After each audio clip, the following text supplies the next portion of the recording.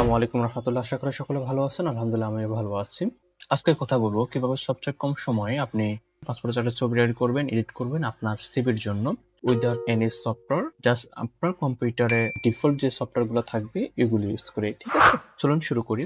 এখানে আমার একটা বন্ধুর ছবি আছে, আমি ছবিটা কাজ করব, এটাকে আমি পাসপোর্ট সাইজে করব। এর জন্য আমি জাস্ট ডিফল্টে এটা ওপেন করার পরে আমি এখান থেকে একটু রিসার্চ করে নেব। এখানে এডিটে ক্লিক করব। আমি কোনো আদার্স কোনো সফটওয়্যার ইউজ করছি না, আমি শুধু উইন্ডোজের সাথে যে ডিফল্ট এডিটর সফটওয়্যার রয়েছে ওইটা ইউজ করছি আর কি। ঠিক আছে, এডিট ক্লিক করলাম, এডিটে ক্লিক করার পরে দেন এখান থেকে আমি প্রথমত সাইজটা করে নেব। সাইজটা কাটার জন্য আমি জাস্ট এখানে ক্রপ বাটন আছে, ক্রপ বাটন থেকে এখানে ফ্রি ক্লিক করব। ক্লিক করে আমি এখান থেকে 4/5 এতে ক্লিক করব। এরপর এখান থেকে আমি ছবিটাকে সাইজ করে নেব। ছবিটাকে একটু সাইজ করে নেব পাসপোর্ট সাইজের মতো করে। আমরা আমাদের মতো করে একটু সাইজ করে নেব। এখানে যেভাবে করলে ভালো হয় আপনারা দেখবেন। ওকে, ঠিক আছে, আমি আমার সাইজ এখানে ওকে। আর এখানে একটু এই কোণে একটু তাকালে দেখতে পারবেন যে একটু বাঁকা আছে, বাঁকাটা আমি একটু পরে সংশোধন করব।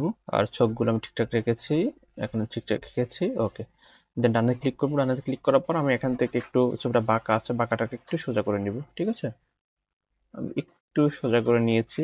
ওকে, এখানে ঠিক আছে। দেন আমি এখান থেকে আমি সেভ এখানে ক্লিক করব। ক্লিক করার পরে সেভ অ্যাজ এ কপিতে ক্লিক করব, অর্থাৎ আগের ছবিটা ঠিক রেখে নতুন একটা কপিতে সেভ হওয়ার জন্য ক্লিক করব। ক্লিক করার পর আমি এখান থেকে লোকেশনটা দেখিয়ে দিব কোথায় এটা সেভ হবে। আমি এখান থেকে ডেস্কটপ রেখেছি এবং এটার নামটা একটু পরিবর্তন করে দিচ্ছি, এটাই দিয়ে দিলাম। ওকে, দেন আমি সেভে ক্লিক করলাম। সেভে ক্লিক করার পর আমাদের এখান থেকে কাজ শেষ। এই যে ছবিটা আমি কাজ করেছি, ছবিটা হচ্ছে এটা। আমি এখন চলে যাব ক্রোম বাজারে। ক্রোম ব্রাউজারে গিয়ে সার্চ করব কাট আউট প্রো নামে গুগলে। সার্চ করার পর আমার এই প্রথম যে ওয়েবসাইটটা আসবে ওয়েবসাইটটা ওপেন করব। ওপেন করার পর আমি এখান থেকে ইমেজ ব্যাকগ্রাউন্ডে ক্লিক করব। ক্লিক করে আমরা এখান থেকে ছবিটা এখানে আপলোড করে দেব। ঠিক আছে, আপলোডে ক্লিক করব।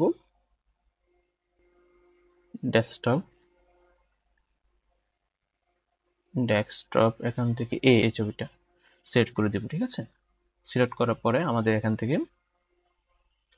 ছবিটা ব্যাকগ্রাউন্ডটা রিমুভ হয়ে যাবে। ওকে, খুবই সুন্দর। দেন এখান থেকে আমরা এডিটে ক্লিক করব। এডিটে ক্লিক করে ব্যাকগ্রাউন্ডটা রিমুভ হয়ে গেছে, আমরা এখানে একটা ব্যাকগ্রাউন্ড অ্যাড করে দিব। আমরা এখান থেকে হোয়াইট ব্যাকগ্রাউন্ড অ্যাড করে দিব। দেওয়ার পর আমি এখানে ডানে ক্লিক করলাম। ক্লিক করার পর ঠিক এখান থেকে ছবিটা চাইলে আমরা এটা ডাউনলোড করতে পারি। ছবিটা ডাউনলোড করলাম। ডাউনলোড করার পর আমি এখান থেকে প্রোডাক্টে ক্লিক করব। প্রোডাক্টে ক্লিক করার পরে এখান থেকে আমাকে ফটো এনহ্যান্সে ক্লিক করব। ঠিক আছে, প্রোডাক্টে ক্লিক করার পর ফটো এনহ্যান্সে ক্লিক করবে। ক্লিক করার পর আমি এখান থেকে জাস্ট ছবিটা টেনে এনে এখানে ছেড়ে দেবো।